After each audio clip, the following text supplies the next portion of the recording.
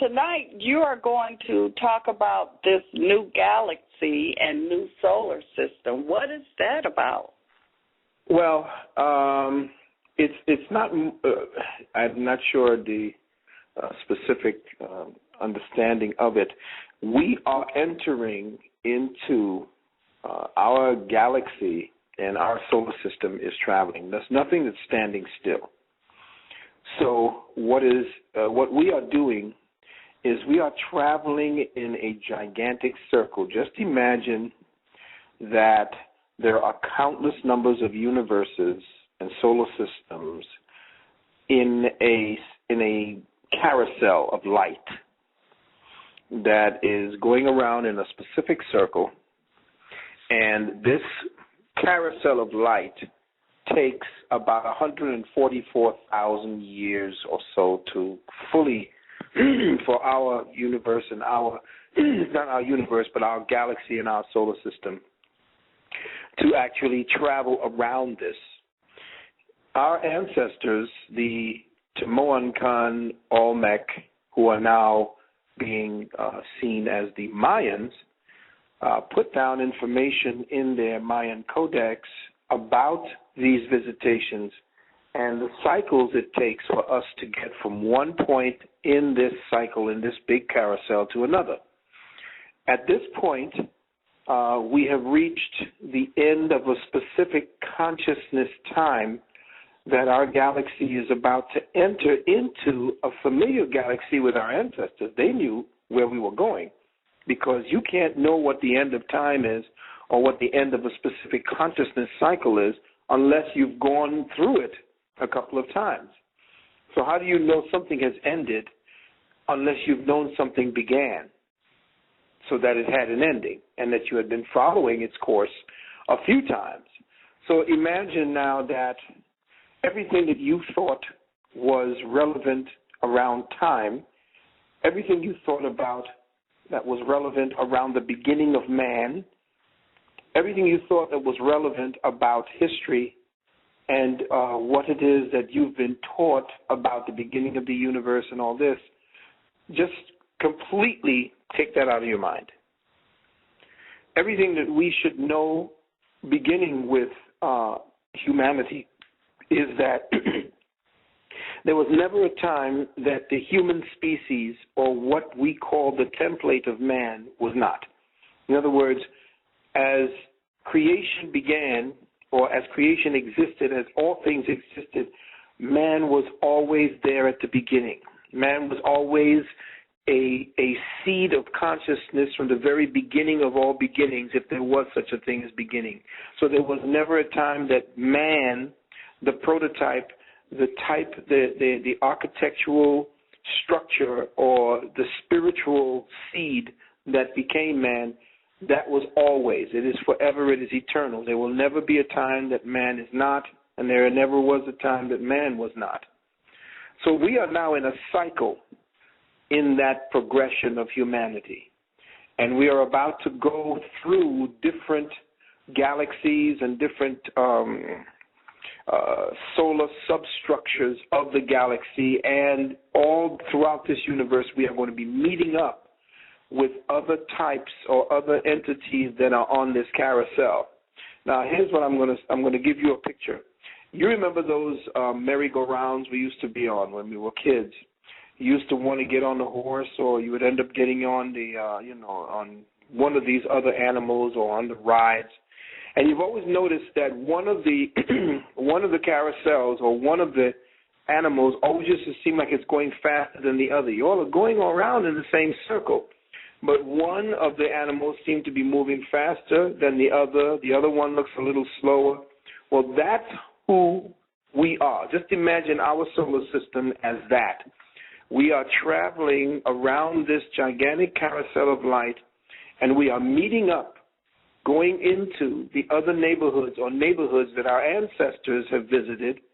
And now with that interaction, we are now coming into, and you'll notice that NASA is constantly saying, oh, we found a new planet, or there's a new star system, or there's a new, no, you're not finding anything. We are passing into neighborhoods and territories, galactic territories, solar territories that our ancestors have visited before, but because the Europeans themselves were not around at that time, they're now digging up all the evidence of our ancestors' experience with this. So we are coming into the neighborhoods that our ancestors once visited and put down and talked about the visitations of the gods or the interactions with the Nephilim and the neighbourhood and Anunnaki and whatever they name these people or these entities. We are now coming into conjunction and we are seeing them.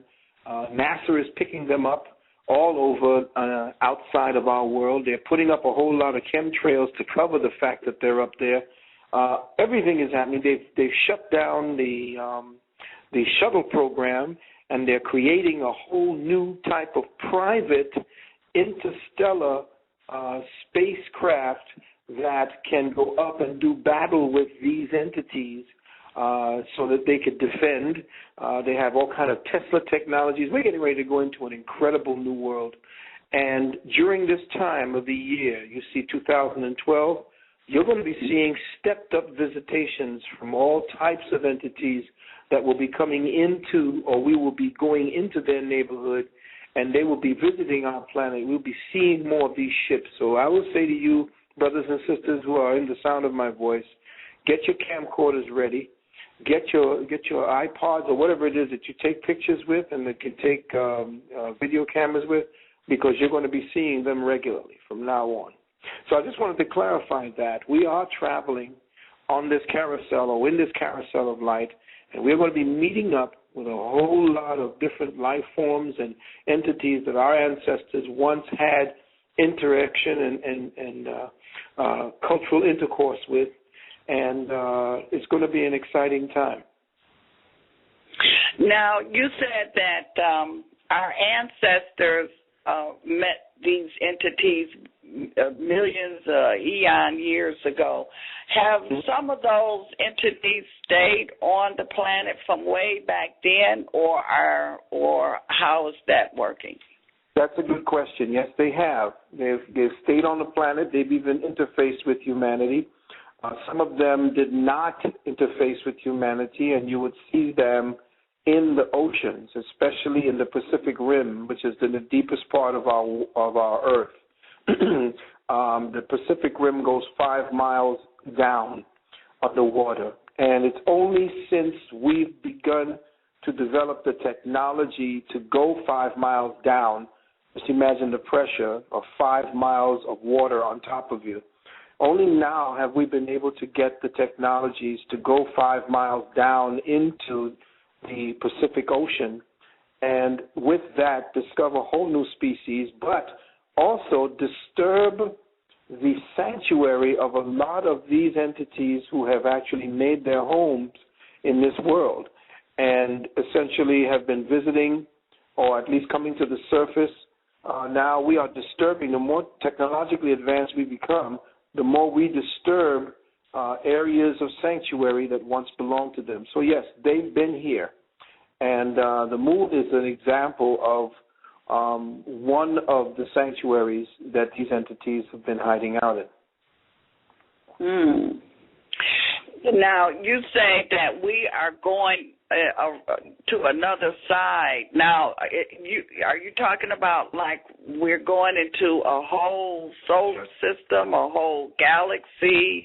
I saw a picture. Is it like the figure 8? Or is we just going around? Yeah, I see what you're saying. No, what it is that all of what we have been made to believe that science has told us was the personality or the idiosyncrasies that made up our solar system. I don't know if you've ever seen a picture of our solar system. They show you the sun in the center, and then they take pictures of all of the planets, the first 7 planets, and now it goes up into 10 planets. And then they seem to draw this concentric circle around the sun, giving you the impression that these planets are circling around the sun.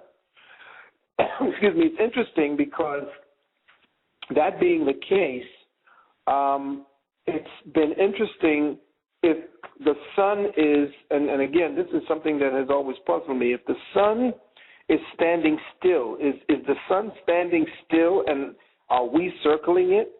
Is the sun staying one place? And if so, how is it staying one place in a universe that is in constant motion? Because that's exactly what the sciences say, that everything is based on motion. Now we come to find out that the sun is actually moving at a rate of something like 42,000 or 43,000 miles an hour.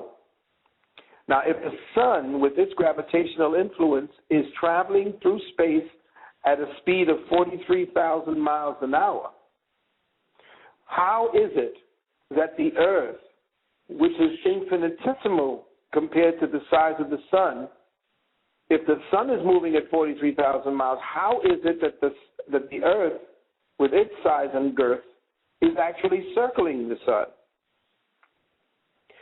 It doesn't make sense, because something of that magnitude, like the sun with the gravitational influence, could not allow for the Earth to spin around it unless there was some kind of electromagnetic force where there was some kind of repulsive energy. But they're telling you that that repulsive energy and that attractive energy, gravitational and repulsive energies, can only happen and keep you in a concentric or focus or orbit if the sun is giving off the same amount of energy at the same time and standing still and maintaining a specific center for that occurrence to happen, for that to be occurring. It doesn't happen that way. What I'm saying is, and what is now being said by a lot of people, and what has been said for years by a lot of scientists but have been refuted and debunked, is the fact that the sun is moving at a certain speed, and that we are actually being dragged behind the sun. But the sun's wake is somehow creating a geocentric, if we want to call it, or a ellipsis that takes the shape of a figure 8, which is why the symbol of infinity was so sacred to our ancestors. So the sun is pulling us, and as it's pulling our planet, the planet in the wake of the sun is designing a specific orbit that looks like the figure 8 as it is being dragged. And the seasons that we are getting is based upon where we are at one point or another on that figure 8.